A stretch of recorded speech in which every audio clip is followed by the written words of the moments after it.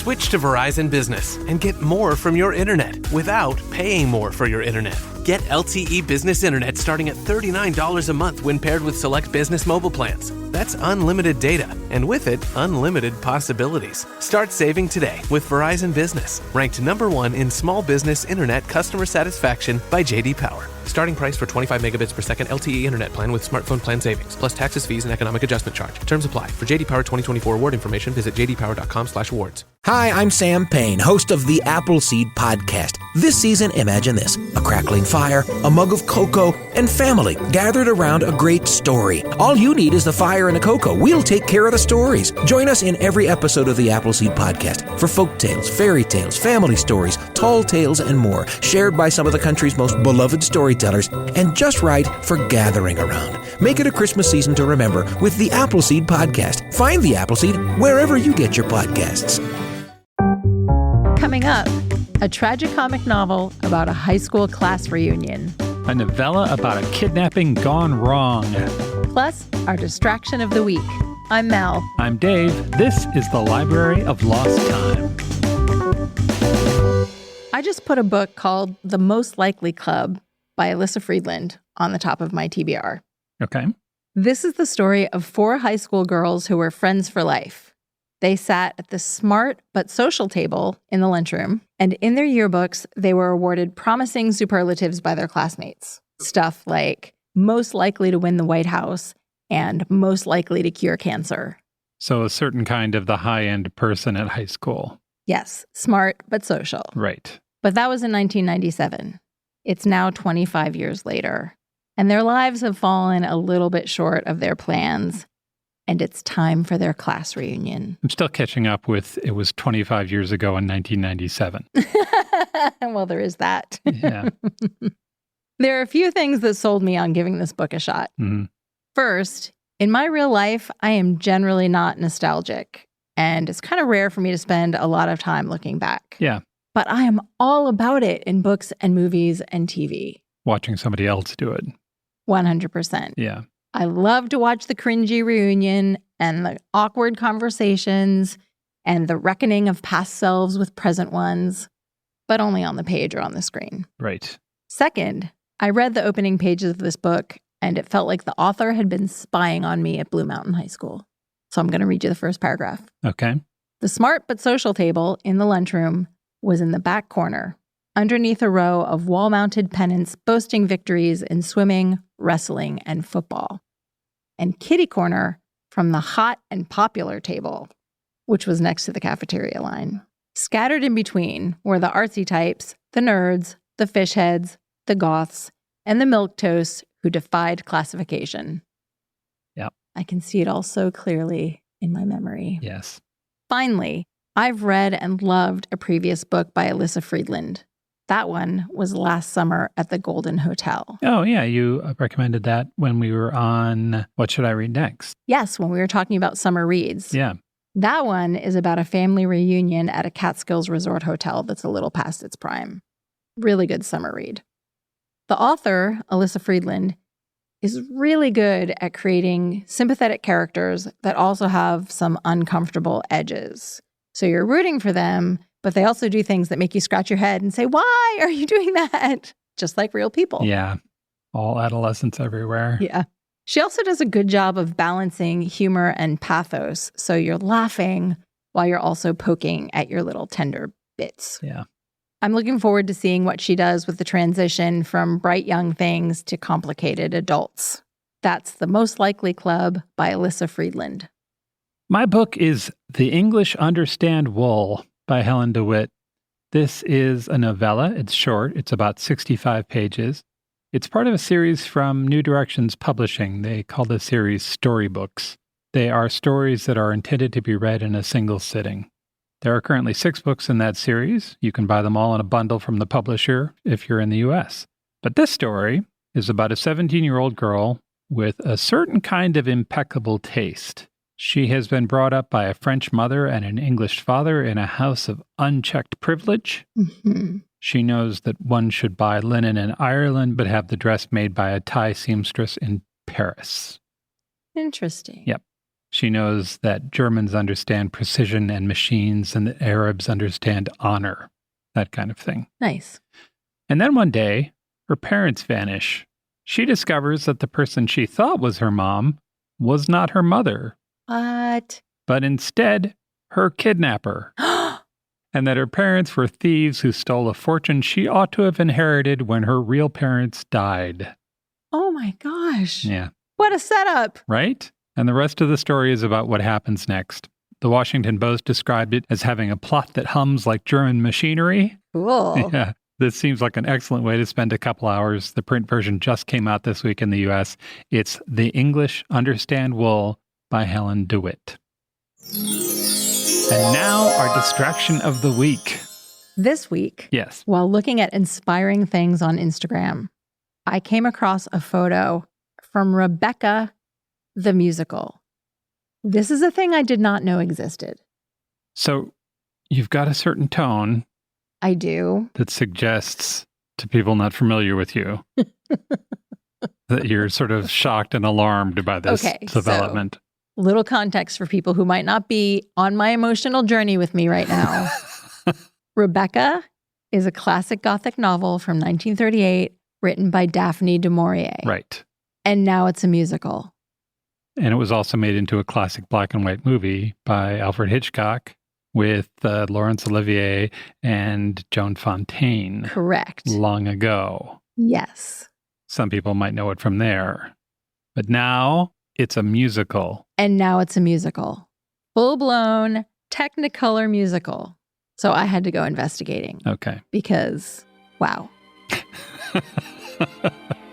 Even if you've never read Rebecca, you might be familiar with its iconic first line, which is, "Last night I dreamt I went to Manderley again." Last night I dreamt I went to Manderley again. Comes up in pop culture Seemed to me I sometimes. Okay. stood by the Those ivy words leading to are the spoken by drive. the unnamed female narrator. Could not enter. We never get her name. She's just I. Okay. She is the newly installed mistress of the estate called Manderley because she just met wealthy Englishman Maxim de Winter, and he swept her off her feet and right into a quick marriage. And now she's on this estate in England, being intimidated by the truly terrifying housekeeper, Mrs. Danvers, Yeah. and haunted by the lingering ghost of her husband's first wife, Rebecca. All very Gothic. The idea that this is now a musical is a little bonkers to me. All right. But let me tell you what I learned. Okay. The German language show opened in 2006 in Vienna, and it was immediately a sold-out hit. For 3 years, every show was sold out. Speculation is that part of the reason it's so popular, aside from the twisty Gothic story, is that at the end of the show, a 2-story spiral staircase that's lined with bookshelves is set on fire and completely collapses through the floor.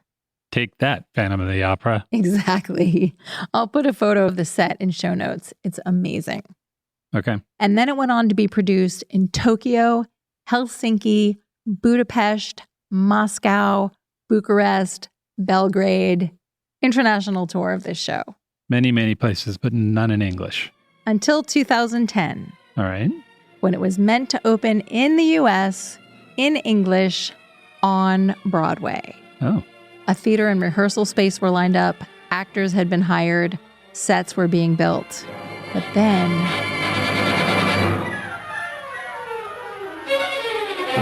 the real-life story began to mirror the melodramatic plot of the play. The director married the starlet and then ran away with her to a mansion on a hill. It's a little less romantic than that. The Okay. producers were really short on cash. Okay. Twice, they announced the opening of the musical. Yep. And twice, they had to cancel when financing fell through. Oh. So they got pretty desperate. Yep. And they teamed up with a wealthy, charming middleman to help them find new backers. And he succeeded. Oh, okay. He lined up 4 new investors in Germany, and the production was back on track until one of the investors died before he could wire them the money. And he died of malaria that he contracted on an African safari. It would have been better if he'd been killed by somebody pushing a statue off of a tall Victorian building. True. In the aftermath of his untimely demise, the other investors backed out, and the show was doomed again. So this is the third time the show is close to death. Yes. But then, salvation! Okay. A new theater lover stepped in to make up the cash shortfall. But before he could wire the money, he got crushed by a statue falling from a Victorian house. Again, less romantic. Okay. He got mysterious emails. Oh, well, that's pretty good. He got 2 mysterious emails warning him, quote, "The walls are about to cave in on the Rebecca production." So worried about what the heck was going on, he pulled his investment. And then the FBI showed up. What? Remember that wealthy, charming middleman tasked with finding new backers? Yeah, the guy who found the Germans. Yeah, he was a total scam artist. Oh. The German investor, the one who died of malaria, Yeah? he never existed. Okay. And neither did his 3 buddies. All 4 of the Germans were made up by the charming middleman. Huh. So now the FBI and the SEC thought that maybe the show's producers were in cahoots with the charming middleman. Yeah, sure. They're all perpetuating this fraud together. Yeah. But they were eventually cleared. Okay. They were just poor judges of character, apparently, not fraudsters. The scam artist, he pled guilty to fraud charges and was sentenced to 3 years in federal prison. And the producers of Rebecca were not in jail, but their right to produce the show eventually ticked out. So that totally awesome twisted staircase never physically burned to the ground on Broadway, but it sure did figuratively. Yeah. On a slightly more upbeat note, Yeah. going all the way back to why I started this story, Yeah. a new production of Rebecca opened in Vienna last week to much acclaim and the burning staircase at the end. Oh, cool. So everything I just told you is the bare bones of a very twisty story with lots of questionable characters and theater grudges. If anyone is curious to know more, there's a 90-minute documentary available on YouTube and a really helpful Reddit recap if you just want to know a little bit more than I told you. Okay. And there's also some video from when the Broadway production was meant to launch, so I'll put all of that in the show notes. That's amazing. Visit strongsenseofplace.com/library for more details about the books we discussed and that wacky story about Rebecca the musical.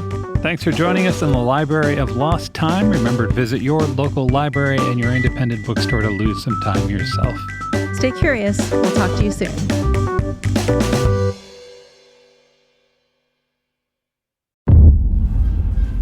Welcome to Gotham, Jimmy.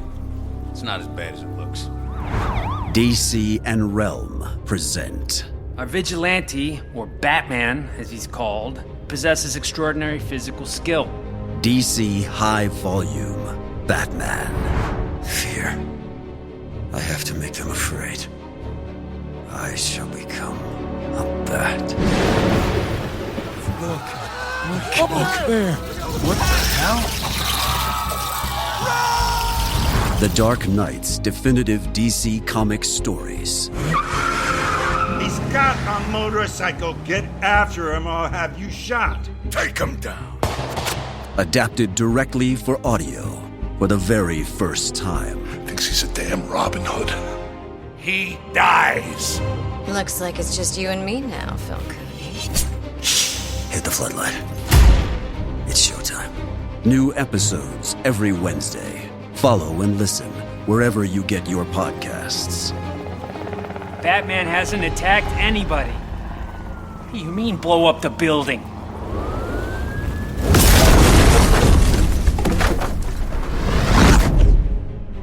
From this moment on, none of you are safe. DC High Volume Batman. Available now.